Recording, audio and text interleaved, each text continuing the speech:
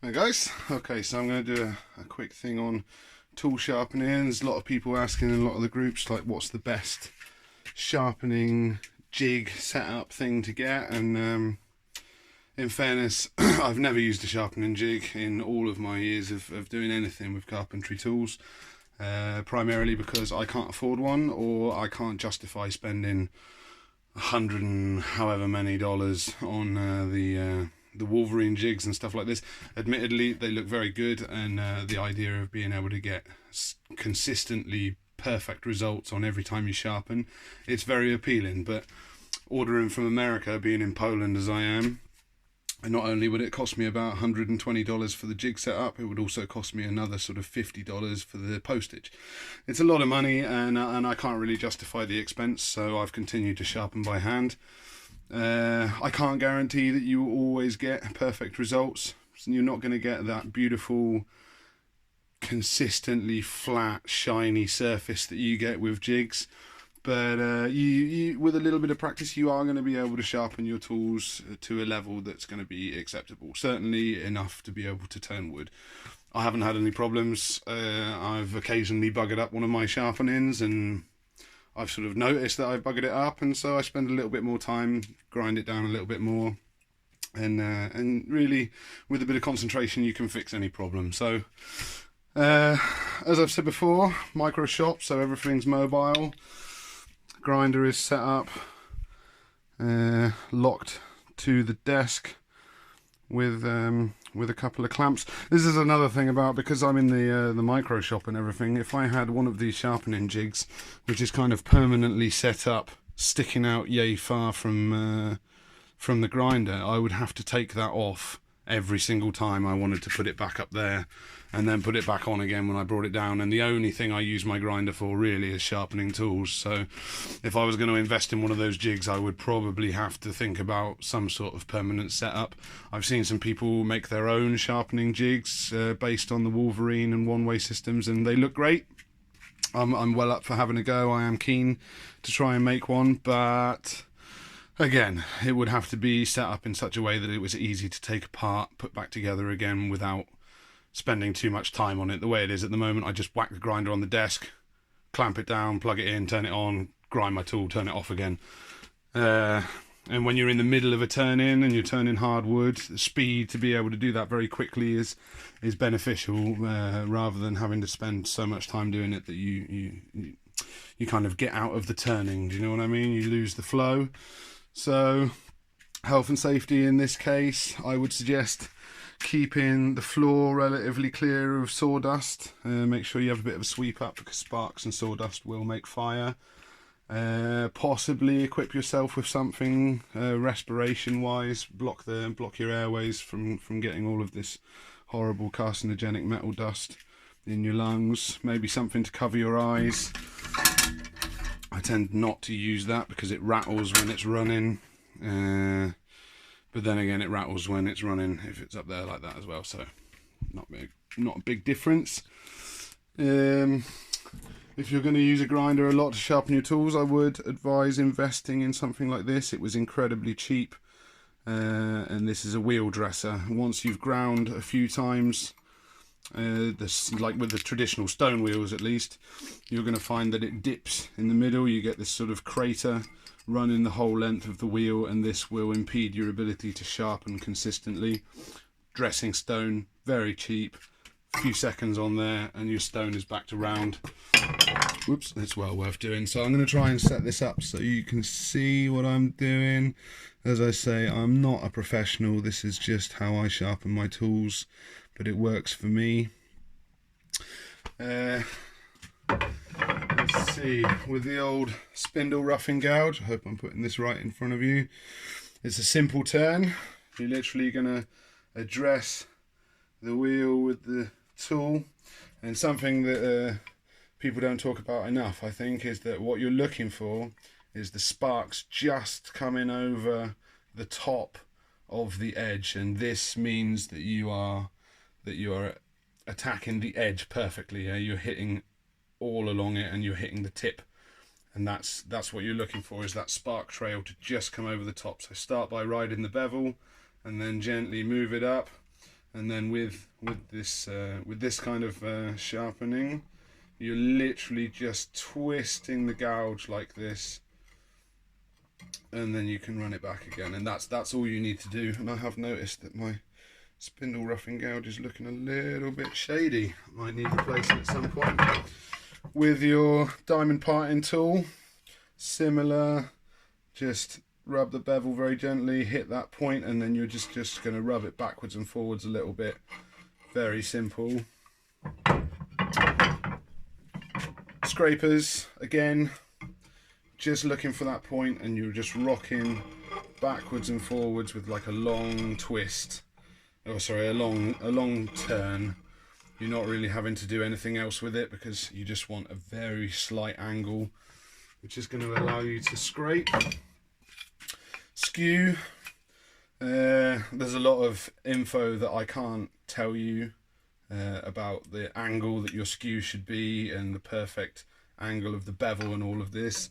I can't really explain all that to you. All I know is I dress my skew like this, and I rock it this way and then back again, because I do have a slight radius in it. And again on the other side, you just got to find that bevel, ride it, and then find your spark trail, and then it's just like a rocking motion. When you get to your other gouges, the spindle gouge is quite simple. It's more of just a twist at the back of the handle, like on the roughing gouge. But when you get to these sort of swept back grinds, I don't know if I'm showing you there. So these swept back grinds, you need a bit more of a motion. So you're going to start quite high on the wheel, and it's going to ride the bevel, hit that spark trail, and then when you twist, you need to lower it on the wheel because you need to keep this angle the way that it is. So up here, you're not going to hit it, you're going to be missing it. I don't know if you can see that very well, but you need to lower the tip and raise the handle to find that angle. It's going to take you a few tries to get it, but eventually you'll have it. And then my big bowl gouge, I mean, it's big, 3/8. This is even more swept back, but it's the same kind of thing. You're going to start high with the handle low, and then you're going to bring it down as you twist, hit that point, and then as you go on the other side, you're going to raise it back up again. So I'm going to try and show you. I'm not sure how much you'll be able to, how much this is going to distort the sound, because it's quite loud when you're grinding, but hopefully it won't be too distorted. If it's really, really loud, then I'll just mute it on the film. But let's give it a go. Oh, I almost forgot. As I was saying before, I sometimes use a bit of leather. I wrap it around my finger because I'm grinding by hand. I'm going to have this here. You don't want to accidentally knock your finger onto the wheel, because I mean, even at a slow speed, when it's running down, that took a little bit of the leather off. You can only imagine what it will do to your finger. So I tend to use that, and also because when you're sharpening something with a big surface like a skew chisel, you're going to be knocking a lot of sparks down onto your finger, and they are only sparks. You're not going to sort of set fire to your finger, but you will burn your skin. So having a little bit of leather wrapped around you can do a lot to sort of protect you a little bit. So let's give it a go.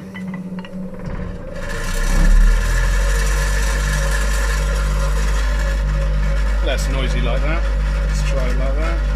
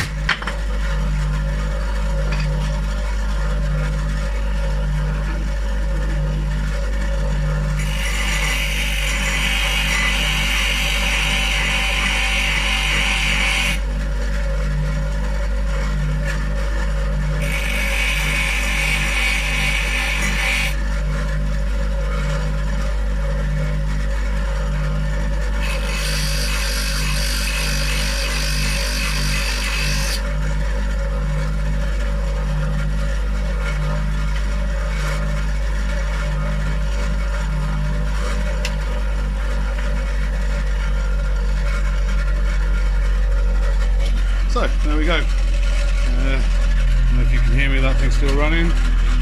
But yeah, that was a pretty quick demonstration. Something that I should have said beforehand and probably should have adhered to myself. Try to make sure that you are going to be free of distractions. You saw a bottle fall, and as I started, a few of my tools started rolling around on the workbench because of the vibrations. So that was a lesson for me and for you. Try and ensure that you are not going to have distractions when you're working with power tools, because when something falls, I mean, I'm kind of used to things falling down because in a micro shop everything is kind of connected to each other, so stuff falls a lot. I'm kind of used to it and it happens. But yeah, whatever you can do to remove sudden distractions is going to be beneficial. Again, what I was saying about the leather, a few times that it caught, you can see that was clean when I started, so very nice, very good bit of protection to have wrapped around your finger when you're grinding by hand. As I said, they're not going to be consistently perfect results, however, I'm quite happy with that edge. It's going to work. Where are we? With the scraper, with the gouges, they're not 100% perfect, but for some quick hand cutting job, they certainly do the job. It certainly works. Just a little bit of practice and you don't need to have a jig. If you really need to have a perfectly ground surface on your tool, by all means invest or create one for yourself. But in a micro shop, like I said, if you've got to move it around, take it apart, put it back together all the time, it's kind of counterproductive, and it really does not take much practice to be able to sharpen your own tools, at least to a degree which is acceptable for turning wood. I don't have any problems. I don't have huge amounts of tool marks or tear out, and so I'm happy just hand sharpening. As you see, it didn't take particularly long time to do either, so I'm happy with the way it goes. Anyway, that's how I sharpen my tools. Thanks for tuning in again, guys, and I'll see you next time. Bathtub.